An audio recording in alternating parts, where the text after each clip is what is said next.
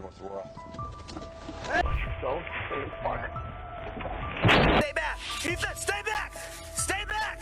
Ethan, stay back! From these two clowns' scary night out to a horrifying encounter in Thornton, New Hampshire, here are some cases when law enforcement faced unimaginable challenges that defy rational explanation. Case 1. On May 10th, a Naperville police officer named Sergeant Anthony Menino rescued a 2-year-old boy running alone on busy Route 59. The incident was recorded by Menino's dashcam and shared by the Naperville Police Department on their Facebook page.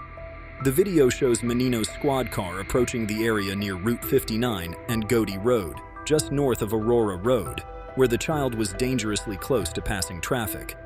The footage reveals the toddler running south along Route 59 in the right lane, perilously close to vehicles in the center lane.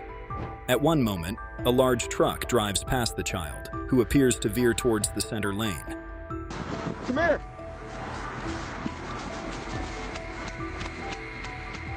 Menino quickly stops his squad car in the right lane to block traffic and then runs towards the boy, shouting for him to stop and come back. Despite Menino's calls, the boy continues to run, prompting the officer to sprint after him. After running for about 30 strides, Menino catches up to the child and reassures him by saying, "You're okay, you're okay." He then informs dispatch that he has the child and will start looking for his parents. The video ends with Menino asking the boy his name. A Naperville police spokesman explained that the boy had run out of his mother's home while she wasn't looking. The child had been outside for only a few minutes before Menino noticed him. The mother was not charged as the incident was considered an accident.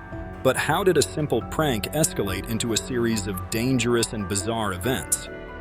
Case 2. A series of frightening clown incidents in the Fox Valley area have led to charges against 2 adults and a teenager. Police in Menasha reported that a couple, aged 26 and 29, are facing child neglect charges after leaving their young child home alone while they engaged in a prank involving clown costumes. Around 4 a.m. on Friday, Menasha police were called to Appleton and Midway Roads, where people in clown masks were chasing vehicles. Officers discovered 2 men dressed as clowns and a woman driving them. During their investigation, police learned that the older man and the woman had left their 4-year-old daughter unattended at home to participate in the prank. Police Chief Tim Styka stated that the child was alone for several hours while her parents were out. Consequently, Winnebago County Social Services placed the child outside of the home for safety. The couple was arrested, and police are seeking child neglect charges against them. The 20-year-old man involved in the incident was not charged. In a separate event, Fox Valley Metro Police reported that a 14-year-old boy caused a disturbance at Kimberly's Sunset Park on Sunday afternoon. The teenager, wearing a clown mask, blocked a 1-lane road where a father and son were driving. When asked to move, the boy presented a real knife, though he did not threaten or chase the vehicle. The police are requesting that the teenager be charged with disorderly conduct with a deadly weapon. This incident marked the second time police were called to Sunset Park that day.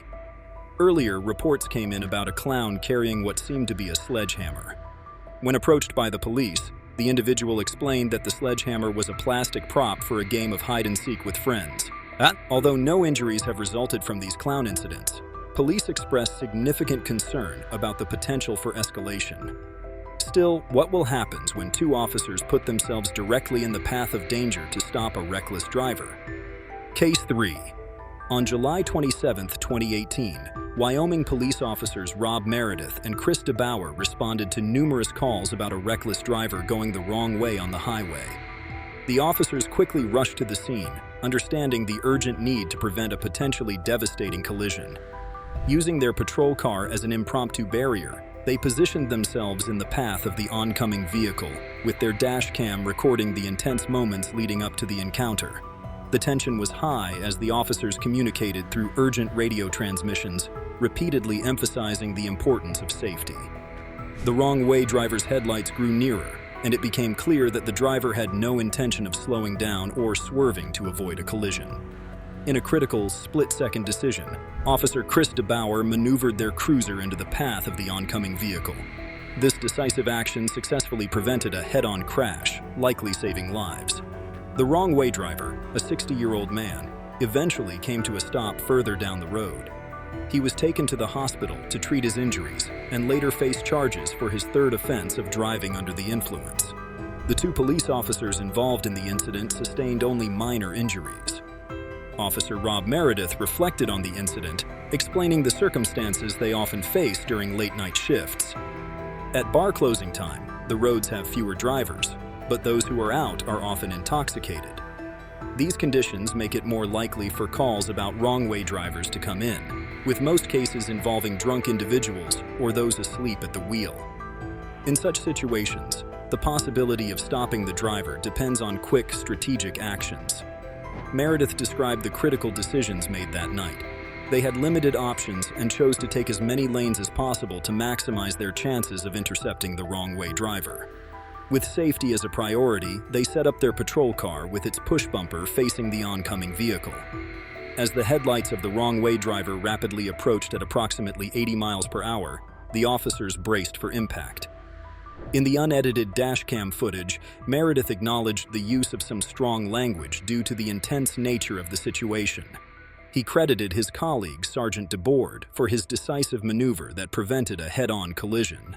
DeBoard turned into the impact, resulting in a glancing blow that ripped one of the wheels off the truck.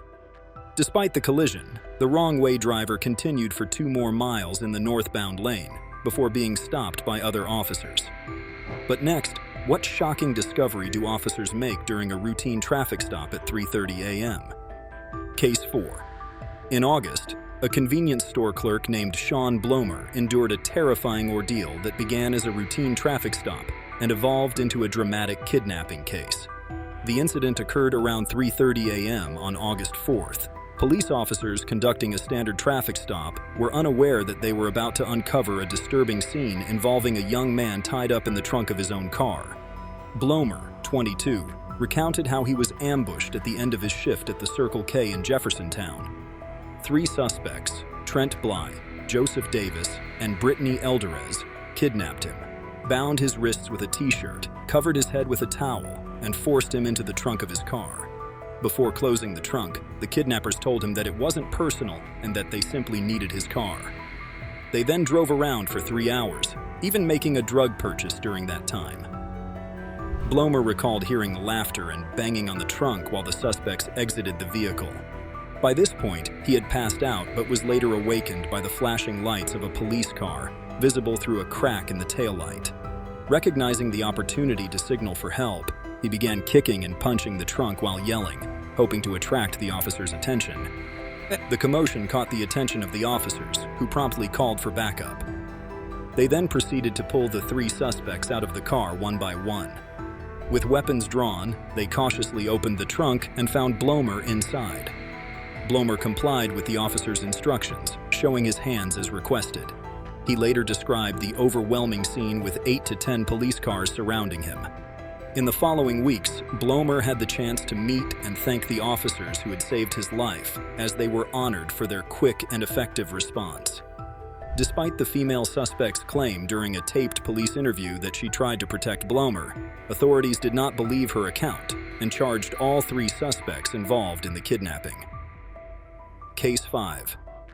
During a tense incident in California, 2 highway patrol officers found themselves caught in a mudslide while responding to a structure fire.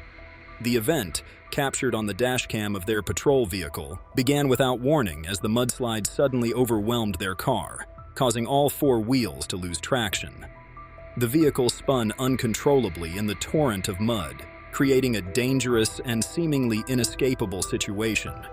Miraculously, the officers managed to regain control of their vehicle and move ahead of the mudslide. With limited options, they focused on alerting pedestrians and observing the unfolding chaos. Their urgent radio transmissions conveyed a deep sense of urgency as they called for immediate evacuation to protect the public from the rapidly advancing mudslide. The dashcam footage revealed the officers' frantic but determined efforts to safeguard their community during this natural disaster. At last, we have the moment when Officer Yao faced a critical, life-or-death decision amidst chaos and danger. Case 6. In Thornton, New Hampshire, a tragic incident unfolded on October 19, 2020. when police officer Matthew Yao responded to a 911 call concerning a man who had injured himself.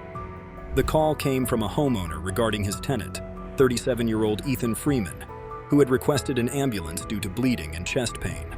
Officer Yao, having interacted with Freeman earlier that day when Freeman requested an ambulance at a local school, proceeded alone to the residence on four-wheel drive. Upon arrival, Officer Yao approached Freeman's apartment and inquired about his condition. Freeman responded with aggressive obscenities. When Yao looked inside the apartment, he saw Freeman naked, bleeding, and holding a wooden furniture piece in one hand while masturbating with the other. Freeman continued to hurl obscenities and threatened to kill the officer. To de-escalate the situation, Officer Yao stepped back and tried to talk to Freeman, while drawing his service pistol and reporting the threat over his radio. Though Yao could not see Freeman anymore, he heard noises suggesting Freeman was breaking objects inside the apartment. Suddenly, Freeman burst through a window, still naked and covered in blood, and charged at Officer Yao while shouting, "You're dead!" Officer Yao repeatedly commanded Freeman to stay back, retreating to create distance. Ethan, stay back! Stay back! Ethan, stay back! Ethan, stay back! Ethan! Despite these commands, Freeman advanced more quickly than Yao could move backward. Yao, fearing for his life and unable to safely switch to a non-lethal alternative, fired 2 shots when Freeman was about 10 feet away. Freeman collapsed and died from his injuries. Officer Yao later explained that he believed Freeman would seize his firearm and use it against him, posing a deadly threat. Yao was concerned that if he survived the struggle, he could be seriously injured or maimed by Freeman. And that's all we have for today's video. Don't forget to like this video and also subscribe to the channel for more upcoming videos. Until then, keep exploring.